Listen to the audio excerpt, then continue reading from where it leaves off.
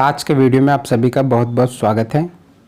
आज हम एक ऐसे कंपनी के बारे में जानेंगे जो कि अपने काम में मोनोपोली एंजॉय करता है और कंपनी के पास करीब करीब 97% मार्केट कैप्चर किया हुआ है कंपनी।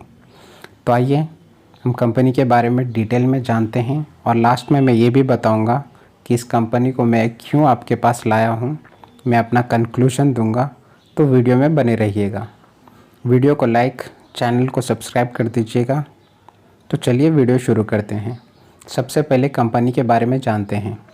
कंपनी का नाम है multi commodity exchange of India, जो कि एक इंडिया का फर्स्ट लिस्टेड एक्सचेंज कंपनी है कमोडिटी डेरिवेटिव में, जो कि online trading of commodity derivative transactions thereby providing a platform for price discovery and risk management. The exchange, which started operations in November 2003, operates under a regulatory frame of SEBI, जो कि security and exchange board of India है। तो आइए आगे बढ़ते हैं। The company has 96.48% of share, जो कि कमोडिटी एक्सचेंज डेरिवेटिव में सबसे ज़्यादा है। कंपनी एक तरह से मोनोपोली एंजॉय करता है। 100 में से 97% कंपनी खुद मैनेज करता है और भी कंपनी 100% कुछ प्रोडक्ट्स में, जैसे कि precious metal, stones, energy, base metal, इस चीज़ में बिल्कुल 100% की मोनोपोली एंजॉय करता है। जहाँ की सेकेंड लार्जेस्ट प्लेयर जो है वो 3.4 मार्केट शेयर्स कैप्चर करके बैठा है। तो आइए और भी आगे जानते हैं कंपनी के बारे में। अब हम कंपनी के ग्लोबल प्रेजेंस देखेंगे, कंपनी कहाँ कहाँ फैला है ये देखेंगे। MCX is a full member of the world federation of exchange. ये पूरा दुनिया में फैला है और भी इसके एक्सचेंज अलग अलग जगह लिस्टेड है, वो भी देखेंगे। The global industry group of exchange and central counter parties, it have strategic alliance with leading international exchange, namely Dalian Commodity Exchange, London Commodity Exchange, Taiwan Future Exchange, Mozambique Commodity Exchange, for the purpose to seamlessly integrate with the global commodity exchange ecosystem। ये बहुत ही जगह list करके बैठा है।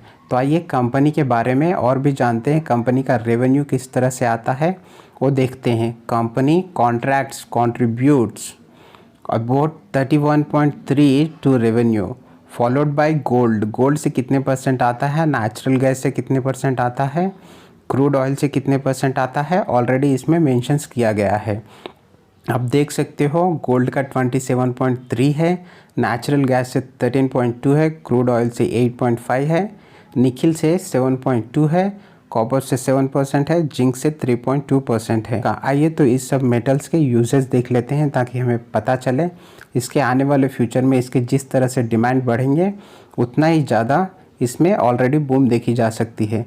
हम past experience ले सकते हैं IEX का, इंडियन एनर्जी एक्सचेंज का ले सकते हैं, जहाँ की जिस तरह से ग्रीन एनर्जी में रेवोल्यूशन आया तो IEX में बहुत ही अच्छा बूम देखा गया और लास्ट 1 ईयर 2 इयर्स और 5-6 मंथ्स में भी बहुत ही अच्छे रिटर्न दिए हैं।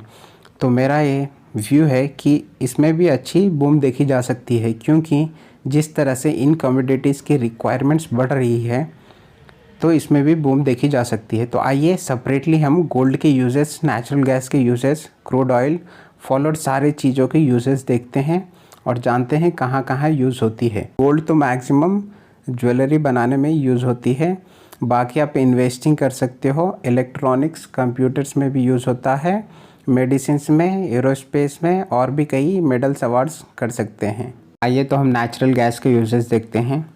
To heat buildings and water, to operate refrigerator and cooling equipment, to cook, to dry clothes and to provide outdoor lightings. ये सारी चीज़ें में गैसेस की यूज़ होती है। और some consumer in the commercial sector also use natural gas as a fuel in combined heat and power system. तो आइए आगे बढ़ते हुए और भी कमोडिटीज़ के यूजेस देखते हैं। जहाँ की क्रूड ऑयल की यूज़ है ट्रांसपोर्टेशंस में यूज़ होती है, हीटिंग एंड इलेक्ट्रिसिटी जनरेशन में यूज़ होती है, variate petroleum products and plastics में यूज़ होती है। तो आइए आगे बढ़ते हुए हम निकिल के यूजेस देख लेते हैं, जो कि बहुत ही कॉमन यूजेस हैं डे टू डे लाइफ में जहाँ यूज़ होती है, वो मैंने इंक्लूड किया है। और भी कई यूजेस है जो आप देख सकते हो।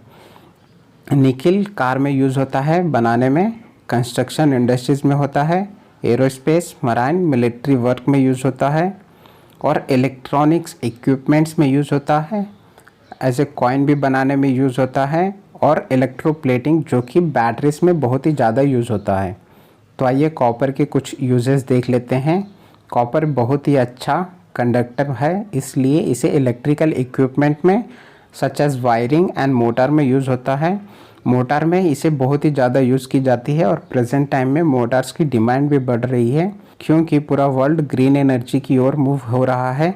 तो इंजन को रिप्लेस मोटर कर रहा है, मोटर की यूजेस बहुत ही ज़्यादा बढ़ गया है। और कॉपर और भी ज़्यादा यूज़ होता है। It also has uses in construction, for example roofing and plumbing and industrial machineries such as heat exchanger.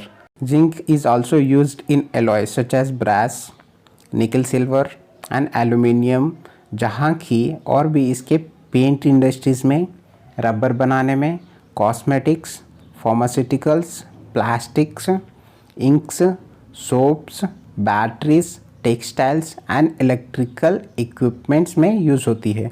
तो बहुत ही अच्छा शेयर माना जा सकता है, क्योंकि बहुत ही अच्छा डाइवर्सिफाइड बिजनेस है, एक मोनोपोली तरह एंजॉय करता है कंपनी। तो कंपनी के कुछ मार्केट कैप्स और शेयर होल्डिंग पैटर्न्स और सेल्स भी देख लेते हैं, पास्ट सेल्स भी देख लेते हैं।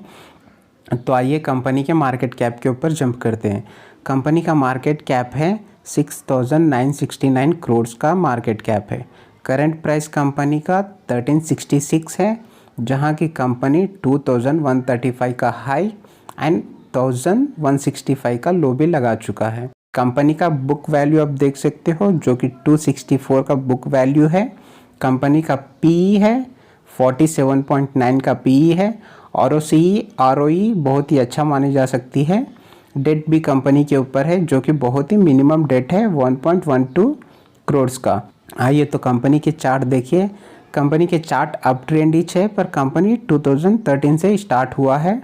कंपनी एक अप ट्रेंड ही देखी जा रही है। हर कंपनी का एक टाइम होता है, और मुझे लगता है कंपनी का टाइम आ गया है, क्योंकि जिस तरह से ग्लोबल मार्केट में कमोडिटीज़ का डिमांड बढ़ रहा है, और इनमें जो एक्सचेंज होते हैं कमोडिटीज़, उनके यूजेस भी बहुत ही अच्छे हैं, जो कि इलेक्ट्रिकल व्हीकल्स में बैटरीज बनाने में यूज़ होती हैं। ग्रीन एनर्जी की वजह से पावर ट्रांसमिशन में भी उनकी यूज़ होते हैं इलेक्ट्रिकल इक्विपमेंट, जो कि जिस तरह से आईओटी, इंटरनेट, एआई सारे चीज़ें बढ़ रहे हैं, तो इलेक्ट्रिकल चीज़ें भी बढ़ेंगे। इलेक्ट्रिकल इक्विपमेंट, इलेक्ट्रिकल गुड्स बनाने वाली कंपनी को भी अच्छे बेनिफिट होंगे। तो इस तरह से मुझे लगता है कि इस कमोडिटीज़ की डिमांड बढ़ेगी। रिन्यूएबल एनर्जी की वजह से आईईएक्स में बहुत ही अच्छा बूम देखा गया था, तो मुझे लगता है इस कंपनी के भी टाइम आएंगे और बहुत ही अच्छा रिटर्न देगा कंपनी आने वाले टाइम में।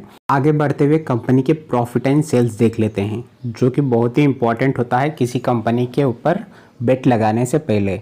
कंपनी के सेल्स देख सकते हो 2010 से, मार्च 2010 से सेल्स देख सकते हो 287, जो कि 11 में 369 हुआ था, 2012 में 545 का हुआ था। उसी तरह से ग्रो और कॉन्सोलिडेट बीच में ऑलरेडी 2015 में 222 बहुत ही डाउन हुआ था। प्रेजेंट टाइम में आप देख सकते हो मार्च 2021 में 391 हुआ था, जो कि अच्छी मानी जा सकती है। और एक्सपेंस भी देख लीजिए कंपनी का एक ही तरह से है, जो कि 293 का, 176, 193, 209, इसी तरह से कॉन्सोलिडेट होते हुए कंपनी का एक्सपेंस प्रेजेंट टाइम में 205 का था। कंपनी के ऑपरेटिंग प्रॉफिट भी 2011 में बहुत ही अच्छा था, 12 में भी अच्छा था, 13 में भी अच्छा था, जहां की 14 से कंपनी में गिरावट देखी जा सकती है।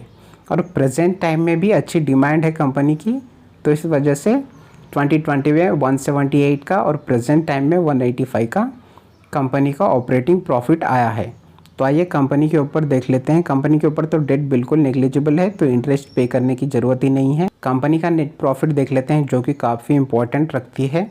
कंपनी के हाथ में कितना बच रहा है। कंपनी के हाथ में 2010 में 221 करोड़ का था, जहाँ कि 2011 में 173 का था। इसी तरह से इंक्रीज होते हुए बीच में कंपनी ने कंसोलिडेट दिखाया था, जहाँ की प्रॉफिट बहुत ही गिर गए थे। प्रेजेंट टाइम में कंपनी के पास 225 का प्रॉफिट है कंपनी। ये तो कंपनी के शेयर होल्डिंग पैटर्न के बारे में देखते हैं। कंपनी में एफआईस की होल्डिंग 31.35 है, जहां के लास्ट क्वार्टर में 32.49 का था। डीआईएस की होल्डिंग थोड़ी इंक्रीज हुई है, 45.41 का 46.42 है, करीब करीब 1% प्लस इंक्रीज़ किया है डीआईएस ने। और रेस्ट पब्लिक के पास है, बहुत ही कम 0.19 की अदर्स के पास है। तो आइए मैं अपना कंक्लूजन बताता हूँ कि क्यों मैं इस कंपनी को आज आपके पास लाया हूँ। जैसे कि मैंने आपके सामने डिस्कस किया, कंपनी के रेवेन्यू कहाँ से आते हैं? गोल्ड के एक्सचेंज से आते हैं, natural gas, crude oil, nickel, copper, zinc, जिस तरह के इम्पॉर्टेंट चीज़ हैं।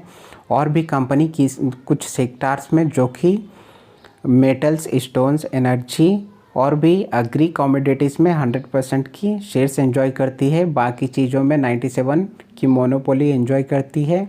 और इनके यूजेस भी मैंने डिस्कस किए, जो कि फ्यूचर आने वाले टाइम में बहुत ही ज़्यादा इनके डिमांड बढ़ने वाले हैं। मुझे स्ट्रांगली लगता है कंपनी में कभी भी ब्रेकआउट देखी जा सकती है। आप कंपनी में लॉन्ग टर्म इन्वेस्टमेंट के लिए इन्वेस्ट कर सकते हो। बिल्कुल ही एसआईपी मोड में आपको इन्वेस्ट करना है, लमसम बिल्कुल नहीं डालना है। अगर कंपनी और भी कंसोलिडेट या नीचे आए तो आप और भी शेयर्स खरीद सकते हो। वीडियो को लाइक, चैनल को सब्सक्राइब कर दीजिएगा। जय हिंद, थैंक यू।